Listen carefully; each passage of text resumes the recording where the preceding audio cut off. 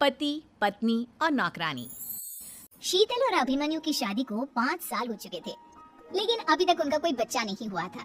इसकी वजह से शीतल और अभिमन्यु परेशान रहते थे, लेकिन उन दोनों से ज्यादा परेशान थी शीतल की सास, यानी अभिमन्यु की माँ जानकी देवी। जानकी देवी चाहती थी कि जल्दी से जल्दी उनकी गोद में पोता या पोती आ जाए, और इसीलिए वो अपनी बहू शीतल को लेकर एक दिन हॉस्पिटल पहुंची। डॉक्टर मैडम, जरा ठीक से चेक करके बताइए ना, कई बड़े बड़े डॉक्टर को दिखाया है, लेकिन मेरी बहू माँ ही नहीं बन पाती। मैंने शीतल को बहुत अच्छे से चेकअप किया है। देखिए, बात यह है कि शीतल के अंदर माँ बनने की कैपेसिटी नहीं है। ये आप क्या कह रही हैं डॉक्टर साहब? कोई तो इलाज होगा ना, कोई दवाई दे दीजिए। देखिए, कुछ प्रॉब्लम ऐसी होती है जिनका कोई ट्रीटमेंट नहीं होता। आई एम सॉरी टू से, लेकिन शीतल कभी माँ नहीं बन सकती, क्योंकि उसके यूट्रस में अंदर से ही कुछ प्रॉब्लम है। घर आने के बाद क्या हुआ माँ? कहाँ लेकर गई थी आप शीतल को? अरे कहाँ लेकर जाती, डॉक्टर मैडम के पास ले गई थी, लेकिन तेरी बीवी तो कभी माँ बन ही नहीं सकती। मम्मी जी, इसमें मेरी क्या गलती? अगर अंदर से कोई प्रॉब्लम है तो उसमें मैं भी कुछ नहीं कर सकती। जानती हूँ, ये बात डॉक्टर के मुंह से सुन चुकी हूँ। अब दोबारा मेरे सामने इस बात का गाना मत गा। अरे माँ, परेशान होने की जरूरत नहीं है, हम सोचते हैं ना कुछ। अरे क्या सोचेगा तू? जब डॉक्टर कह चुका है कि तेरी बीवी माँ नहीं बन सकती, तो पता क्या सोचेगा तू? कहाँ से लाएगा बच्चा? माँ, ये तो मैं भी नहीं जानता। अभिमन्यु, क्यों ना हम अनाथ आश्रम से एक बच्चा गोद ले आए? क्या फर्क पड़ता है बच्चा हमारा हो या गोद लिया हुआ? आई बड़ी बातें बनाने वाली, क्या फर्क पड़ता है? अरे क्यों फर्क नहीं पड़ता? मुझे इस वर्ष को आगे बढ़ाने के लिए मेरे बेटे का खून चाहिए, किसी दूसरे का नहीं। लेकिन माँ, आप जानती हैं कि ये अब पॉसिबल नहीं है। मैं कुछ नहीं जानती। मैं किसी पराये की औलाद को इस घर में अपना पोता या पोती बन के बढ़ता हुआ नहीं देख सकती। मेरा वंश मेरे बेटे के खून से ही आगे बढ़ेगा। लेकिन मम्मी जी, ऐसा कैसे हो पाएगा? आप अच्छी तरह जानती है ना, मेरा और अभिमन्यु का बच्चा नहीं हो सकता। तो मैं अपने बेटे के दूसरी शादी करवाऊंगी, और अपनी दूसरी बीवी से ये मुझे बच्चा पैदा करके देगा। ये आप क्या करेंगे माँ? मैं किसी और से शादी नहीं करने वाला। मेरे रहते हुए आप अभिमन्यु की शादी किसी और से करवाएंगी? मम्मी जी, आप ऐसा कैसे कर सकती हैं? तो बस देखती जा बहू, मैं ऐसा कैसे कर सकती हूँ। कुछ दिनों के बाद, अभिमन्यु, मैंने तेरे लिए लड़की ढूंढ ली है। माँ, मैं आपको कितनी बार समझाऊं, मुझे किसी से शादी नहीं करनी है। पहले मेरी बात सुन, ये जो चमेली है ना, हमारे घर में काम करने आती है, वो तुझसे शादी करने के लिए तैयार है। मम्मी जी, आप अभिमन्यु की शादी एक नौकरानी के साथ करवाएंगी? वो इसलिए क्योंकि चमेली दिखने में बहुत खूबसूरत है, बच्चा भी सुंदर ही होगा। मम्मी जी, लेकिन एक बच्चे के लिए अपने बेटे की शादी नौकरानी के साथ करवाना क्या ये सही है? अगर अभिमन्यु ने शादी नहीं की ना, तो मैं अपनी जान दे दूंगी। अब देख लो, अगर तुम्हें अपनी माँ की जान प्यारी है तो तुम्हें इस नौकरानी के साथ शादी करनी ही होगी। इस तरह जानकी देवी अपने बेटे अभिमन्यु की शादी नौकरानी चमेली के साथ करवा देती है। कुछ दिनों के बाद, नौकरानी से मालकिन बनके तो मजा आ गया, अब तो मैं इस घर की मालकिन हूँ। देखो, अपने आप को ज्यादा मालकिन समझने की कोशिश मत करो। एक बार तुम्हारा और अभिमन्यु का बच्चा इस दुनिया में आ जाए, उसके बाद तुम इस घर से हमेशा के लिए चली जाना। अरे जाओ जाओ, किसी और के आगे बातें बनाना, एक बच्चा तो पैदा नहीं कर सकी।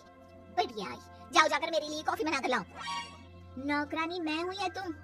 मम्मी जी, देखिए ना, शीतल मुझसे किस तरह से बात कर रही है। शीतल, तुम्हें पता है ना चमेली प्रेग्नेंट है, मेरे बेटे के बच्चे की माँ बनने वाली है। वो जैसा कहती है वैसा करो। लेकिन मम्मी जी, वो मुझे नौकरों की तरह ट्रीट कर रही है। अरे तो करेगी ना, वैसे भी बहू तुम हो किस काम की, एक बच्चा तो पैदा नहीं कर सकती। जाओ अब घर के सारे काम करो और चमेली को आराम करने दो। थैंक यू मम्मी जी, भगवान आपका भला करे। आप नहीं होती तो मैं नौकरानी से महारानी कैसे बनती?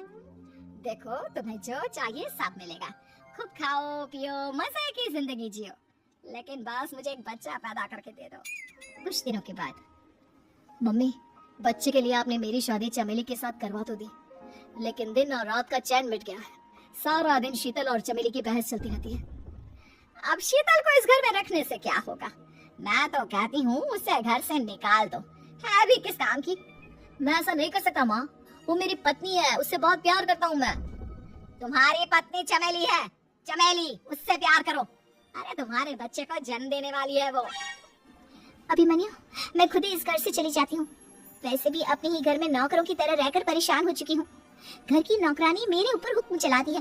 वो तुम्हारी पत्नी बन चुकी है, अब मेरा इस घर में क्या काम। अभिमन्यु के बार बार रोकने पर भी शीतल उस घर से चली जाती है।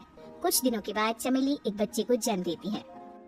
भगवान ने मेरी सुन ली, मेरे बेटे का घर भर गया, उसका अपना बच्चा इस दुनिया में आ गया। मम्मी जी, बच्चे को हाथ लगाने से पहले मेरी एक शर्त सुन लो। तुम कहना क्या चाहती हो चमेली? आपकी मम्मी को बहुत शौक था ना अपने पोते को खिलाने का। अब देखो, इस दुनिया में हर चीज की कोई ना कोई कीमत तो होती है। तुम अपनी आधी प्रॉपर्टी मेरे नाम कर दो, बच्चा तुम्हारे नाम। अरे लेकिन मैंने अपने बेटे से तुम्हारी शादी करवाई है, अब ये सौदेबाजी कहाँ से आ गई? जो औरत अपनी बहू को घर से निकाल कर एक नौकरानी के साथ अपने बेटे की शादी करवा दे, वो तो सौदेबाजी कर ही सकती है ना। उसका कैसे भरोसा कर सकते हैं? मुझे बस आप लोगों की प्रॉपर्टी चाहिए, तो उसके बाद ही बच्चे को आप हाथ लगा सकते हैं। मैंने कहा था ना मम्मी, आप गलत कर रही हैं। देखिए, उसका नतीजा आपके सामने है। जब शीतल को पता चलता है कि अभिमन्यु और चमेली का बच्चा दुनिया में आ गया है, तो वो अपने घर पहुंचती है। अभिमन्यु, कहाँ है आपका बच्चा? क्या मैं उसे देख सकती हूँ? कुछ भी मत पूछो शीतल, माँ की हुई एक गलती हम लोगों पर भारी पड़ रही है। वो नौकरानी अपनी औकात पर आ गई है और अब हमसे अपनी आधी प्रॉपर्टी मांग रही है, वो भी बच्चे के बदले में। एक बात कहूँ अभिमन्यु, आप उससे कुछ भी देने से मना कर दो। अरे कैसी बात कर रही हो? मेरे बेटे की औलाद है उसके पास, ऐसे कैसे मना कर दे? मम्मी जी, वो अभिमन्यु का बच्चा नहीं है, वो चमेली और उसके बॉयफ्रेंड का बच्चा है। ये तुम क्या कह रही हो शीतल? ये देखिए वीडियो, चमेली और उसका बॉयफ्रेंड आपस में बातें कर रहे हैं कि उन दोनों ने मिलकर आपको बेवकूफ बनाया है और अब इस बच्चे के बदले आपसे प्रॉपर्टी भी हड़प लेंगे। हे भगवान, ये मुझसे क्या हो गया? ना तो बच्चा मिला और अपने बेटे की नौकरानी के साथ शादी करवा दी, सो अलग। अब क्या होगा? मुझे माफ कर दो शीतल, मेरी वजह से तुम्हें बहुत तकलीफ हुई है। अभिमन्यु, मैंने कहा ना, उस नौकरानी को उसके बच्चे सहित इस घर से बाहर निकाल दो। लगता है मेरे अभिमन्यु का बाप बनने का सपना अधूरा ही रह जाएगा। अभिमन्यु, अपनी मम्मी से कहो कि परेशान ना हो। आपको याद है, एक बार हम एक IVF सेंटर गए थे, मैंने फिर से वहां जाकर बात की थी और आपको पता है इस बार मैं प्रेग्नेंट हूँ, क्योंकि हमने वहां पर प्रोसीजर करवाया था जिसकी वजह से मैं प्रेग्नेंट हो गई थी। और इस बात का पता मुझे बस कुछ महीने पहले ही लगा है। हमारा बच्चा इस दुनिया में आने वाला है। अभिमन्यु, मुझे माफ कर दो शीतल बहू, मुझसे बहुत बड़ी गलती हो गई। कोई बात नहीं माँ, लेकिन अब हमें उस धोखेबाज नौकरानी को इस घर से बाहर निकालना है और इस घर के मालकिन को वापस घर लाना है, वो भी अपने बच्चे के साथ।